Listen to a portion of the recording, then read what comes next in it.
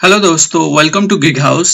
आज मैं बताने वाला हूं कि रिएक्ट जेएस या नोड जेएस या रिएक्ट नेटिव इसके डिफरेंस के बारे में। ये क्या है और कैसे यूज होता है और कैसे जो है आप इसके ऊपर काम कर सकते हैं। और लास्ट में मैं दिखाऊंगा कि आप जो है इस रिएक्ट जेएस में कैसे काम करते हैं। यानी कि मैं एक लाइव प्रोजेक्ट पे काम करके दिखाऊंगा, जो लाइव प्रोजेक्ट मेरे क्लाइंट के हैं और उनका जो कुछ इश्यूज है और लाइव जो है वो दिखाने वाला हूँ कैसे काम होता है। तो आप रिएक्ट जेएस के बारे में, नोड जेएस के बारे में या रिएक्ट नेटिव के बारे में जानना चाहते हैं या सीखना चाहते हैं कि कैसे काम होता है और कैसे क्लाइंट मिलता है और कैसे आपका ये नॉलेज, इस बारे में नॉलेज बढ़ा सकते हैं और इसको सीखने के बाद आपका बिजनेस भी बना सकते हैं, इसका ऊपर काम कर सकते हैं या फिर आप जो है जॉब इंटरव्यू दे सकते हैं। तो बेसिकली हम लोग स्टार्ट करते हैं।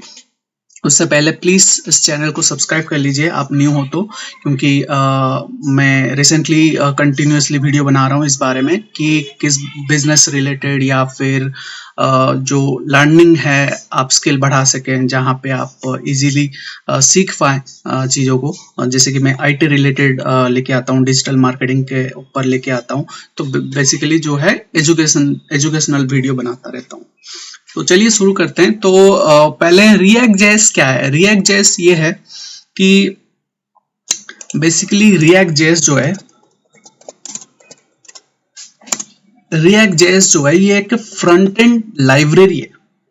क्या है कि एप्लीकेशन बनाते हैं, वेब एप्लीकेशन या ऐप एप्लीकेशन जो बनाते हैं, उस एप्लीकेशन में एक होता है बैकएंड और फ्रंट एंड। बैकएंड जो होता है, बैकएंड एडमिन साइड होता है, जो एडमिन आपके साइड उसके साइड से वो जो चेंजेस कर पाता है वो चेंजेस से रिफ्लेक्ट करता है फ्रंट एंड में। तो ये हो गया front end. React JS mainly use होता है जो फ्रंट एंड में, क्योंकि फ्रंट एंड लाइब्रेरी के कारण। ठीक है, तो ये याद रखना। और नेक्स्ट जो है रिएक्ट नेटिव, या फिर हम लोग रिएक्ट नेटिव से पहले हम लोग देख लेते हैं कि नोड जेएस। नोड जेएस क्या है। नोड जेएस जो है ये बेसिकली एक फ्रेमवर्क है जो आपका जावास्क्रिप्ट फ्रेमवर्क है। जावास्क्रिप्ट फ्रेमवर्क है, मेनली यूज्ड होता है ये आपका बैकएंड बनाने में।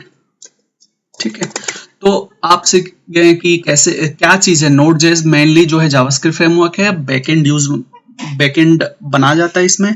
और जो रिएक्ट जेएस है जो है फ्रंट एंड लाइब्रेरी है, जो फ्रंट एंड बना जाता है उससे। और नेक्स्ट जो हम लोग का रह गया कि रिएक्ट नेटिव क्या चीज है। फिर ये जो है बेसिक पॉइंट्स है जो आपको इंटरव्यू में पूछा जा सकता है कि रिएक्ट जेएस है तो फिर रिएक्ट नेटिव क्या है। रिएक्ट नेटिव क्या है, एक क्रॉस प्लेटफॉर्म है। क्या है, क्रॉस बॉर्डर प्लेटफॉर्म या क्रॉस प्लेटफॉर्म है। किस बारे में, ये बेसिकली मान लो आप एक ऐप बनाना चाहते हैं, मोबाइल ऐप, जिसमें आप चाहते हैं कि एंड्रॉयड के लिए एंड्रॉयड स्टूडियो में काम होता है या आईओएस के लिए आपका एप्पल एक्स कोड में। तो ये रिएक्ट नेटिव ऐसा चीज है कि इसमें आप दोनों, यानी कि रिएक्ट नेटिव में ऐप बना होगा आपका, आप उसमें एंड्रॉयड ऐप भी बना सकते हैं और iOS ऐप भी बना सकते हैं। तो मुझे लगता है कि आपको ये बेसिक नॉलेज आ गया कि रिएक्ट नेटिव क्या चीज के लिए। ये मोबाइल ऐप के लिए एंड्रॉयड iOS जो बनाया जाता है, क्रॉस बॉर्डर या क्रॉस प्लेटफॉर्म मेनली यूज होता है। और रिएक्ट जेएस जो है आपका फ्रंट एंड लाइब्रेरी है, नोड जेएस जो है हम लोग का जावास्क्रिप्ट। अब चलते हैं लाइव प्रोजेक्ट पे। मेरा एक प्रोजेक्ट है लाइव प्रोजेक्ट पे। तो लाइव प्रोजेक्ट मेरे पास एक प्रोजेक्ट आया हुआ है। जो प्रोजेक्ट इसमें क्या हो रहा है कि इनका बैकएंड बना हुआ है नोड जेएस से और फ्रंट एंड बना हुआ है आपका रिएक्ट जेएस से। तो फ्रंट एंड जो है ये बैकएंड जो है, बैकएंड क्या है, आईपी के थ्रू डेटा कॉल करता है। तो इनका इशू हो रहा है कि लोडिंग टाइम थोड़ा ज्यादा हो रहा है। जैसे कि हम लोग डैशबोर्ड में जाते हैं तो डैशबोर्ड तुरंत खुल जाता है। तो ऑर्डर मैनेजमेंट में जाते हैं तो इस तरह का लोड होता रहता है। आपका फ्रंट एंड तो लोड हो जाता है, बट बैक एंड से जो डेटा कलेक्ट करता है थ्रू एपीआई वो आपका टाइम ले रहा है, क्योंकि इनका जो डेटा प्रोसेस है वो प्रोसेस नहीं कर पा रहा। उनका जो कंप्यूटर, उनका जो सीपीयू यूज हुआ है वो इतना सारा डेटा को एक साथ में प्रोसेस नहीं कर पा रहा है। जैसे हम लोग क्वेरी डालते हैं तो थोड़ा सा टाइम लेता है इस क्वेरी को आपके पास रिजल्ट लाने में। तो इसको हम लोग फिक्स करने वाले हैं। ये लोड होने में बहुत टाइम लगता है, जैसे कि यहाँ पे देख सकते हैं कुछ टाइम लगा, अभी लोड हो चुका है। तो सेम वे ऐसा होता है कि शिपिंग मैनेजमेंट, इनका 2 क्वेरी आया हुआ था, तो ऑर्डर मैनेजमेंट में टाइम लगता है और शिपिंग मैनेजमेंट जो है इनका खुलता ही नहीं, मतलब ओपन नहीं होता, लोडिंग होके ये टाइम आउट हो जाता है, ये ओपन कभी नहीं होता। तो इनका जो मैंने क्या किया इनका दोस्तों, कि मैंने इनका एपीआई, बैकएंड का जो एपीआई है मैंने पोस्टमैन में डाला। ठीक है, तो पोस्टमैन डालने के बाद यहाँ मैंने रिक्वेस्ट डाला और ऑथराइजेशन की डाला। ये एपीआई इनका बैकएंड का एपीआई है, बट ये जो एपीआई है आपको ऑथराइजेशन के बिना ये लॉगिन नहीं होगा। जो जैसे कर जैसे भी करके आपको ऑथराइजेशन डालना रहता है। तो मैंने ऑथराइजेशन डाल के यहाँ टेस्टिंग करा कि कितना टाइम लेता है। तो यहाँ पे टाइमिंग जो मैंने देखा कि ये लोड होने में, सेंडिंग रिक्वेस्ट, अभी पोस्टमैन में हम लोग चेक कर रहे हैं, इनका यहाँ पे थोड़ा सा कटा हुआ है, मैं आपको दिखा देता हूं इस ऐसे करके। ओके, मुझे लगता है देख पा रहे हैं 7 सेकंड का टाइम ले रहा है, 7.35 सेकंड्स। ठीक है, तो इसी वजह से क्या होता है दोस्तों कि हाँ, तो ये टाइम लेता है, जिसकी वजह से क्या हो जाता है, थोड़ा सा एडजस्ट कर लेता हूं। 7 सेकंड का दो टाइम लेता है। तो कस्टमर का कहना है कि 7 सेकंड बहुत ज्यादा टाइम है, उसको कम करना है। कम कैसे हम लोग कर सकते हैं, इसका एक उपाय है कि हम लोग इसको प्रोसेसर, अच्छा हाई स्पीड प्रोसेसर लगा ले, जो आप उनका कॉस्टिंग हाई रहेगा। और सेकंड जो है हम लोग कर सकते हैं, इस एपीआई में जो पैरामीटर कॉल हो रहा है उसको हम लोग डिवाइड कर सकते हैं, या फिर उसको निकाल सकते हैं, निकाल के एपीआई स्प्लिट कर सकते हैं, डिफरेंट एपीआई में डाल सकते हैं। जिससे क्या होगा कि आपका जो है ये बढ़ जाएगा, स्पीड बढ़ जाएगा। ठीक है, तो हम लोग का काम होने लगेगा। तो तो चलते हैं फिर देखते हैं कि कैसे इसका एपीआई बढ़ा जा सकता है। और सेकंड हम लोग को जो देखना है वो है आपका और एक जो ऑर्डर मैनेजमेंट गया, फिर शिपिंग मैनेजमेंट में। तो यहाँ पे क्या हो रहा है कि शिपिंग मैनेजमेंट भी है। तो शिपिंग मैनेजमेंट में मैंने यहाँ पे डाला, तो यहाँ पे कुड नॉट सेंड रिक्वेस्ट, यानी कि टाइम आउट हो जा रहा है, 30 सेकेंड्स का यहाँ पे टाइम आउट हो जा रहा है। तो इसी कारण से उनका ये इश्यूज हो रहे हैं, तो काम नहीं कर पाए। तो हम लोग इसको फिक्स करने के लिए इसके सर्वर पैनल में जाते हैं और नया एक एपीआई बनाते हैं। ये जो एपीआई ये जो बना हुआ है शिपिंग ऑर्डर्स के लिए ये बना हुआ है। तो ये हम लोग और एक एपीआई बनाते हैं, API slash shipping orders slash all है, न्यू ऑल करते हैं इसको, और एक एपीआई बनाते हैं न्यू ऑल। पहले से कोई एपीआई नहीं है, जैसे मैं डालूंगा न्यू ऑल, तो मेरे ख्याल से कैन नॉट गेट, क्योंकि एरर आएगा, एरर थ्रो करेगा, कोई एपीआई नहीं है। तो इसी नाम पे एक एपीआई बनाते हैं, और ये जो आपका एपीआई लोड नहीं हो रहा है, टाइम आउट हो रहा है, उसको हम लोग फिक्स करते हैं। ठीक है, चलिए। तो इसका सर्वर जो है इनका AWS में सर्वर में होस्टेड है। तो आप कोई क्लाइंट का आप यूज करते हैं तो AWS का एक्सेस हो सकता है, AWS में डिप्लॉय कर सकते हैं। और AWS का आप जो है SFTP एक्सेस ले सकते हैं, या फिर आपका जो है SSH एक्सेस ले सकते हैं। हालांकि जो मैं काम करने वाला हूँ SSH इसमें काम नहीं होने वाला है, या नहीं करने वाला हूँ, मैं इनका SFTP ले रखा हुआ है। तो SMTP में हम जाते हैं, इनका पहले देख लेते हैं कि इनका जो पाथ पे जाते हैं, ये पाथ क्या है, एपीआई पे। हम लोग API shipping orders knew all में, तो न्यू ऑल बनाना है। तो एपीआई में, एपीआई का पाथ में हूँ ऑलरेडी। तो नेक्स्ट पाथ आ गया हम लोग को शिपिंग ऑर्डर्स, बट उससे पहले हम लोग को राउटर पे जाना पड़ेगा, राउटर में चेक करना पड़ेगा हम लोग का राउटर। यहाँ पे राउट्स है, तो ये राउट्स में हम लोग को जो है पता चलेगा कौन सा राउट्स में कहाँ पता चलेगा, हम लोग को कन्फिग में जाना पड़ेगा और यहाँ पे राउट्स को एडिट करना पड़ेगा। एडिट करने के बाद हम लोग को ये शिपिंग ऑर्डर्स वाला फाइंड करना पड़ेगा।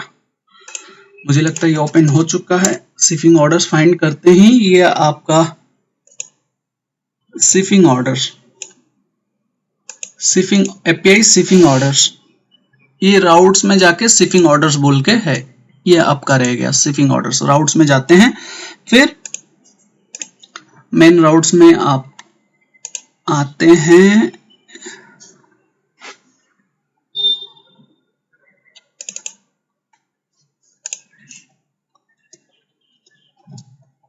Shipping order,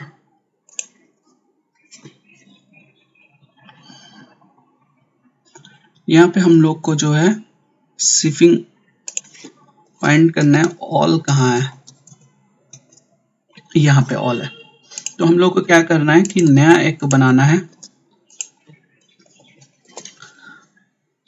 knew all. ठीक है, न्यू एपीआई बना रहे हैं। तो ये न्यू ऑल जो है किसको, ये राउटर जो है किसको कॉल कर रहा है? ये कॉल कर रहा है मिडिलवेयर डॉट चेक ऑथेंटिकेशन, यानी कि लॉगिन है कि नहीं चेक करेगा। Shipping order controller get all dot get all. तो हम लोग को क्या करना है, कंट्रोलर यहाँ पे फाइंड करना है। ये जो है कॉन्स्ट किया गया है कंट्रोलर्स फोल्डर के अंदर में सिफिंग ऑर्डर बोल के एक फाइल होगा। तो हम लोग कंट्रोलर फोल्डर में जाते हैं। कंट्रोलर फोल्डर जो है आपका ये है सिफिंग ऑर्डर। क्या था वहां पे? सिफिंग ऑर्डर। ठीक है, सिफिंग ऑर्डर पे हम लोग इसको एडिट करते हैं। फिर यहाँ पे भी आपको एक ऑल मिलेगा।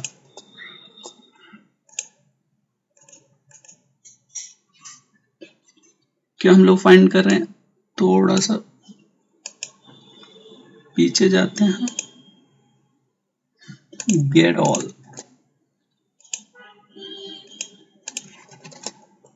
गेट ऑल मिल गया, सिफिंग ऑर्डर कंट्रोलर गेट ऑल। तो गेट ऑल हो गया। तो हम लोग को इस कंट्रोलर के साथ नहीं एडजस्ट करना है, हम लोग को न्यू कंट्रोलर बनाना है। ये कंट्रोलर कहाँ कितना लंबा है देख लेते हैं, यहाँ तक आता है। तो हम लोग कितने फाइल एडिट किए? फर्स्ट फाइल एडिट किए ये, यहाँ पे एक बनाए न्यू ऑल। सेकेंड फाइल ये एडिट करने वाले हैं। या दोस्तों आपको राइट करके लिखना चाहिए, आई मीन राइट करना चाहिए जब भी आप काम कर रहे हैं लाइव प्रोजेक्ट पे। और क्योंकि और इससे पहले आप बैकअप ले लें कोई भी लाइव प्रोजेक्ट पे काम करते समय। मैंने ऑलरेडी बैकअप ले रखा हुआ है और ऑलरेडी इसका जो है न्यू ऑल कर देते हैं, इसका न्यू ऑल। ठीक है, और इस न्यू ऑल को हम लोग को कॉल करना चाहिए, हम लोग को वाला एपीआई जो न्यूली बना हुआ है। तो ठीक है, ये चेंजेस डन। एक फाइल चेंज हो चुका है, देख लेते हैं सेविंग हो रहा है, परमिशन इशू नहीं है। खास करके न्यू जो आप जब भी आप एडिट करेंगे न्यू फाइल सर्वर पे, ये आपको परमिशन इश्यूज हो सकते हैं, तो आपको सारे परमिशन अलाउ करना पड़ेगा, then again you can edit. तो हम लोग चलते हैं फिर, गेट न्यू ऑल मिल गया, कंट्रोलर हो गया। कंट्रोलर से देखते हैं कौन सा मॉडल को कॉल करता है। तो ये सिफिंग जो कंट्रोलर है, तो इसको हम लोग पूछ लेते हैं यहाँ पे किसको वैसे कॉल कर रहा है। कॉन्स्ट में, कॉन्स्ट में देख लेते हैं। कॉन्स्ट में किसी को कॉल नहीं कर रहा है, बेस यूआरएल पे है। तो फिर हम लोग यहाँ क्या, न्यू हम लोग का ये में आते हैं। यहाँ पे हम लोग फाइंड करते हैं कि कौन सा मॉडल को कॉल किया गया। ये देखिए, और ये मॉडल है, ये लिस्ट फाइंड करता है, ये आपका लिस्ट काउंट करता है, यानी कि ये हम लोग को लिस्ट प्रेजेंट करता है जहाँ पे स्टक हो जाता है, स्पिनिंग होता है यहाँ से ऑर्डर लाने के समय। तो हम लोग को यहाँ पे जाना पड़ेगा, जाके फिर चेंजेस करना पड़ेगा। तो ऑर्डर्स पहले हम लोग देख लेते हैं कि ऑर्डर्स जो है कौन सा फोल्डर में है। कैसे देखते हैं, यहाँ पे कॉन्स्ट में जाएंगे, कॉन्स्ट में देखें सर्विसेज फोल्डर के अंदर में, डेटाबेस के फोल्डर के अंदर में ऑर्डर्स बोल के है। तो हम लोग सर्विसेज फोल्डर के जाते हैं, सर्विस के अंदर, डेटाबेस के अंदर, फिर ऑर्डर्स के अंदर। ये तो ऑर्डर है, ऑर्डर्स बोल के और एक है। ठीक है, ऑर्डर्स के अंदर में हम लोग आ चुके हैं, ऑर्डर्स। ठीक है, तो टोटल हम लोग दो फाइल पे मॉडिफाई कर चुके हैं, ये 3 फाइल पे मॉडिफाई करने वाले हैं। तो 3 फाइल में क्या करने वाले हैं, यहाँ पे फाइंड करने वाले हैं सेम टैग जो हम लोग का काम में आया था। कौन सा? ऑल न्यू बनाए थे, जो न्यू ऑल बनाए थे। तो गेट न्यू ऑल में यहाँ पे हम लोग को फाइंड क्या करना पड़ेगा, सिफिंग ऑर्डर लिस्ट। इस नाम से भी नहीं होगा तो डायरेक्ट इनका ऑलरेडी है, इस नाम पे ही है। सिफिंग ऑर्डर लिस्ट पे है, काउंट कर लेते हैं कितने फाइल में कितने बार है, 2 बार है। कि एक है एक्सपोर्ट वाले सिफिंग ऑर्डर्स लिस्ट, जो उस पे हम लोग काम नहीं करने वाले क्योंकि वो दूसरा फंक्शन का है, और एक जो है इस पे हम लोग काम करने वाले। तो इसको मैं क्या करता हूं कि इसको हम लोग कॉपी कर लेते हैं, कंप्लीटली कॉपी कर लेते हैं। यहां से देखते हैं कि कहाँ एंड होता है। ये थोड़ा लंबा है क्योंकि इसी वजह से यहाँ एंड होता है। ठीक है दोस्तों, तो यहाँ एंड होता है। तो हम लोग को क्या करना है, यहां से लेके पूरा फाइल कॉपी कर लेना है, कॉपी कर लेना है, एक नया नोटपैड हम लोग को पेस्ट करना है। पेस्ट करने के बाद इस पे हम लोग एडिट करना है, क्योंकि ये शिपिंग ऑर्डर लिस्ट पुराना वाला है, हम लोग का जो न्यू है, तो हम लोग यहाँ पे कहीं न्यू लिख लेते हैं, न्यू ऑर्डर लिस्ट। ठीक है, सॉरी, न्यू ऑर्डर लिस्ट, ये हो गया न्यू ऑर्डर लिस्ट। बट वहां पे हम लोग को मॉडल कंट्रोलर में आपको चेंज करना पड़ेगा।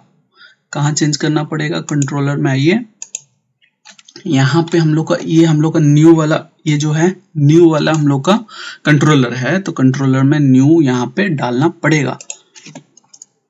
न्यू डाल चुके हैं, और काउंट में भी न्यू डालना पड़ेगा हम लोग पहले ऑर्डर लिस्ट का डाल के। और ये जो मैंने कॉपी किया, फिर से वापस पेस्ट, इसमें कुछ चेंजेस करते हैं। चेंजेस क्या करना चाहिए? मेरे ख्याल से चेंजेस ये करते हैं, पेमेंट टाइप्स, इनका जो पैरामीटर है कॉल करते हैं, product details, vendor details, order details, shipping partners, warehouse order details,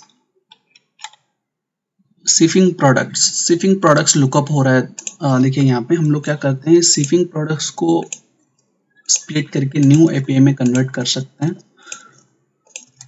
और हालांकि ये कोड थोड़ा हम लोग ऑप्टिमाइज करेंगे, ये स्किप को लिमिट, ठीक है, इसको थोड़ा और बाद में कम करते हैं।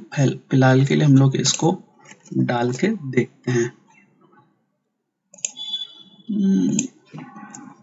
न्यू ऑर्डर लिस्ट, फिर मैंने यहाँ न्यू ऑर्डर लिस्ट के ऊपर पेस्ट कर दिया, तो यहाँ पे हम लोग का जो एपीआई बना उसका नाम बना new order list, shipping model बना शिपिंग न्यू ऑर्डर लिस्ट, और शिपिंग और न्यू ऑर्डर लिस्ट ऑलरेडी हम लोग का यहाँ डाल चुके हैं।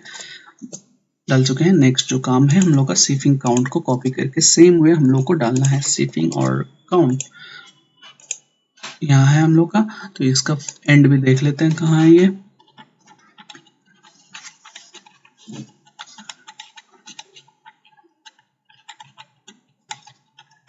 काफी जो डेटा है कॉल किया जा रहा है, ये एक्चुअली डेटाबेस इसमें यूज हुआ है MongoDB, तो MongoDB से काफी सारा डेटा कलेक्ट हो रहा है, जिसके वजह से क्या है दोस्तों कि ये एपीआई टाइम आउट हो जा रहा है। तो हम लोग को क्या करना है कि मुझे इसमें स्प्लिट करना है, जो चीज नहीं चाहिए उसको सेपरेट एपीआई में डाल देना है, और जो कल्प्रिट है, कैसे फाइंड करेंगे कल्प्रिट दोस्तों कि कौन सा एपीआई यहाँ पे प्रॉब्लम कर रही है। तो उसके लिए हम लोग क्या करेंगे, एक मेथड आता है MongoDB में, मेथड का नाम है explain in the bracket execution starts, तो ये हम लोग यहाँ पे यूज करेंगे। तो इसको यूज करने में क्या मिलेगा हम लोग को कि हम लोग इसमें फाइंड कर पाएंगे कि क्या इश्यूज हैं। ठीक है, तो ये हो गया चेंजेस। फिर यहाँ पे भी हम लोग न्यू कर देते हैं, लिस्ट न्यू काउंट, ठीक है। और वेरीफाई करने के लिए हम लोग देख लेते हैं कि हम लोग में वेरीफाई करने के लिए मैं देख लेता हूँ ये मेरा वाला एपीआई है कि नहीं।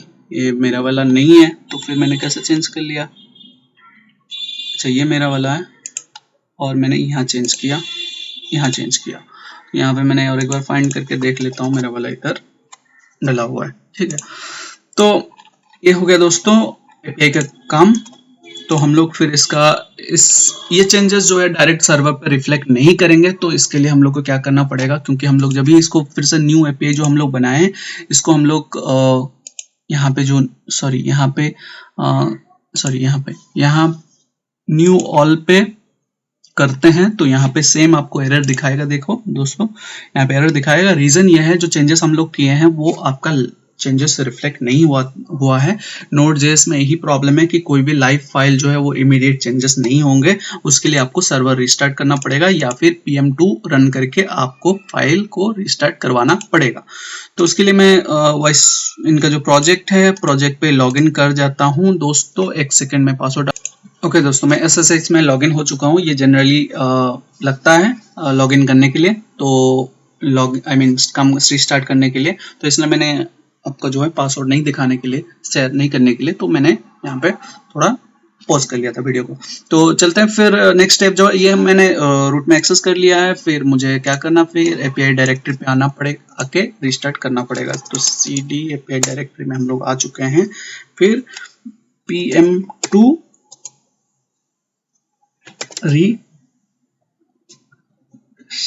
tar इंडेक्स, मुझे नहीं पता ये index.js में है, तो तब भी हम लोग ट्राई कर लेते हैं। हाँ, ये index.js में है, तो हम लोग का फाइल जो है चेंजेस हो चुका होगा, तो हम लोग एक बार इस पे देख लेते हैं।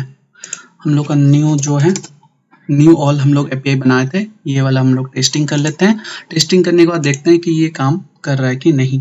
देखिए दोस्तों, और टाइम देखिए, यहाँ पे मैं दिखाने में थोड़ा सा ये कर रहा हूँ ब्राउजर को। यहाँ पे देखिए दोस्तों, हम लोग का न्यू एपीआई फिर से काम करना स्टार्ट कर चुका है, और ये रहा 831 मिली सेकेंड, 1 सेकेंड की भी नहीं। तो हम लोग का एपीआई का डेटा जो आने आ चुका है, और यहाँ पे कुछ डेटा नहीं है, क्योंकि हम लोग जो है इसको इसी अकाउंट पे वेंडर आईडी पे सर्च किया हुआ है, इस पे डेटा नहीं है। तो आई होप आपने जो सीखे कि कैसे Node.js पे काम किया जाता है, React.js में काम किया जाता है। हालांकि ये मैं लाइव प्रोजेक्ट, लाइव सर्वर पे लॉगिन करके किया हूँ, बट मेक श्योर आप जो है विजुअल स्टूडियो कोड आप यूज कर सकते हैं। वीडियो स्टूडियो कोड जो है, 1 सेकंड कॉल आ रहा है, तो मैं वीडियो को पॉज करता हूँ फिर। तो सॉरी दोस्तों, कॉल आ गया था, तो फिलहाल के लिए इतना ही है इस वीडियो में। तो मिलते हैं फिर नेक्स्ट वीडियो में। तो होप यू लर्नड कि कैसे क्या React.js है, Node.js है और React Native है। तो मैंने लाइव प्रोजेक्ट में काम करके दिखाया, बट मेक श्योर आप जो भी काम करते हो या टेस्टिंग करते हो, आप लोकल सर्वर पे विजुअल स्टूडियो कोड यूज कर सकते हो। विजुअल स्टूडियो कोड कैसे काम करते हैं या फिर गिटहब से कैसे प्रोजेक्ट लाते हैं, मैंने ऑलरेडी एक वीडियो बना चुका हूँ, उस वीडियो को आप देख सकते हैं। प्लीज दोस्तों सब्सक्राइब कीजिए, मुझे सपोर्ट करने के लिए लाइक और शेयर प्लीज कीजिए। ये न्यू चैनल है, तो मैं आपको इसी तरह वीडियो लाता रहूंगा। थैंक यू सो मच दोस्तों।